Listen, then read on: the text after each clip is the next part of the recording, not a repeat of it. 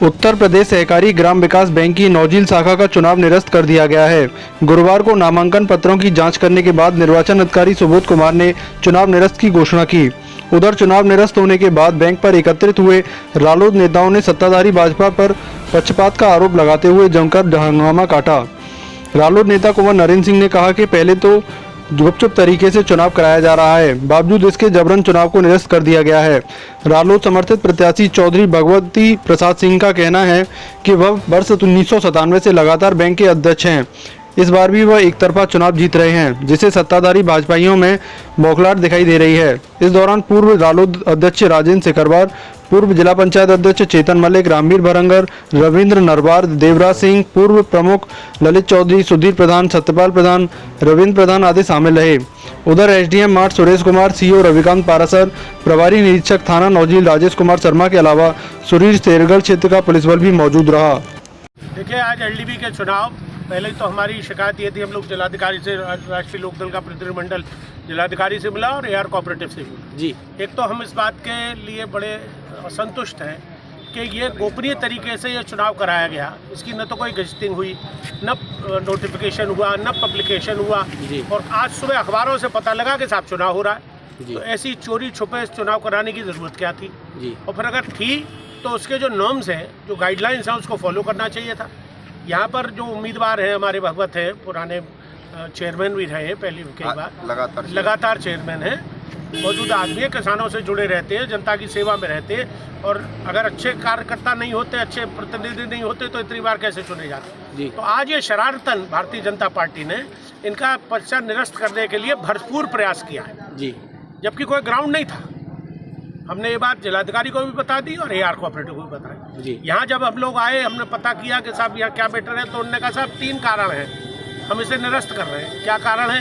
एक तो जो लिस्ट है, वोटर लिस्ट में बल्दियत वगैरह में कुछ वो कमी है। दूसरा, उन्होंने कहा लॉ एंड ऑर्डर, यहाँ लॉ एंड ऑर्डर की कोई पोजीशन ही नहीं है। फिर कोरोना, तो कोरोना नौजील में ही है, पूरे जनपद में नहीं है, पूरे उत्तर प्रदेश में नहीं है। हाई कोर्ट का जज तो कह रहा है कि उत्तर प्रदेश में सबसे ज़्यादा बुरी स्थिति है कोरोना की। अगर गवर्नमेंट कुछ नहीं करेगी तो हाई कोर्ट को इसमें इन्वॉल्व होना पड़ेगा और उनको कराना पड़ेगा। तो ये इनकी शरारत है। और मुझे डर एक बात और है जी, मुझे जो एप्रीहेंशन है और जो डाउट है वो ये है कि ये पंचायतों को, चुनाव को भी जनता को और पॉलिटिकल पार्टियों को गुमराह करके करना चाहते हैं। चुनाव अधिकारी से क्या वार्ता हुई? चुनाव अधिकारी से बात हुई, अभी उन्होंने स्थगित कर दिया है। कारण कोई नहीं बताया। हमसे पहले ये 3 कारण बताए थे, अब वो कोई कारण नहीं बता रहे। अब तो ये कह गए स्थगित कर दिया और ऊपर से जो हाईकमान कहेगा वो हम डेट देंगे। अब 1 हफ्ते के लिए क्या, मुझसे तो शुरू में हमसे कहा था 2 महीने के लिए, तो साहब 2 महीने के लिए कहा था जी, लेकिन अब कह रहा है कि साहब 2 महीने है कि 10 दिन है कि 1 हफ्ता, ये अभी कुछ नहीं है, सिर्फ स्थगित की सूची लगा दी है। तो ये गुमराह किया जा रहा है। तो केवल नौजील का ही हुआ या पूरे जनपद का हुआ है? अभी तो नौजील की कही है, गोवर्धन का कल हो चुका है, कल उन्होंने कर दिया, उन्होंने रिपोर्ट बना के डीएम को दे दिया, तो वो भी निरस्त होगा। तो जहाँ इनकी पेट नहीं बन रही है, भारतीय जनता पार्टी के जहाँ प्रतिनिधि नहीं बन पा रहे, वहाँ सब यही कर रहे हैं। आगे की क्या रणनीति रहेगी? आगे की रणनीति, लड़ाई होगी आर पार की, हर पार का चुनाव होगा और जब भी चुनाव होगा जीत हमारी होगी, राष्ट्रीय लोकदल की होगी, भगवत चेयरमैन होंगे। निरस्त होने का ये कारण है कि जो जनता, भारतीय जनता पार्टी चुनाव में उतर रही थी, उसके बाद वोट तो है नहीं जी, वो तानाशाही से, लठ से चुनाव कराना चाह रहे थे। हम लोगों का पर्चा निरस्त कराना चाह रहे थे।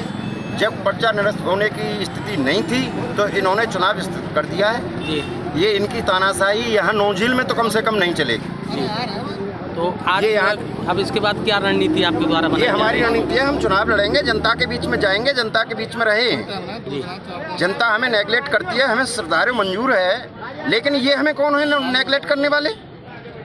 भाई जनता की अदालत में आप भी चलते, हम भी चलते, दूध का दूध पानी का पानी हो जाता कि आप में कितना दम है। तो चुनाव निरस्त करने की जानकारी कब हुई आपको? चुनाव निरस्त करने की जानकारी हम यहाँ सुबह से बैठे हुए हैं जी, देख रहे हैं कि पर्चे के बारे में जानकारी कर रहे हैं। भाई हमारे पर्चे का क्या हुआ? तो ये अगर हम लोग ना आते तो ये पर्चा हमारा निरस्त करके लिस्ट लगा के चले जाते।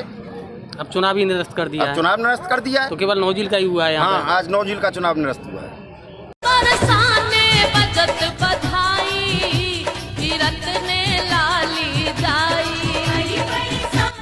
130 करोड़ भारतीय जिंदगी को बेहतर बनाने का सपना देखते हैं और हम कोशिश करते हैं आपके सपनों को पूरा करने की।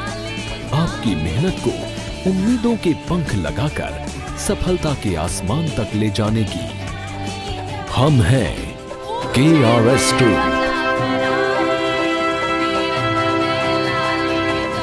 राधे राधे। राधा रानी जी का जन्मदिन की सभी क्षेत्रवासी और देशवासियों को KRS ग्रुप की तरफ से हार्दिक हार्दिक शुभकामनाएं।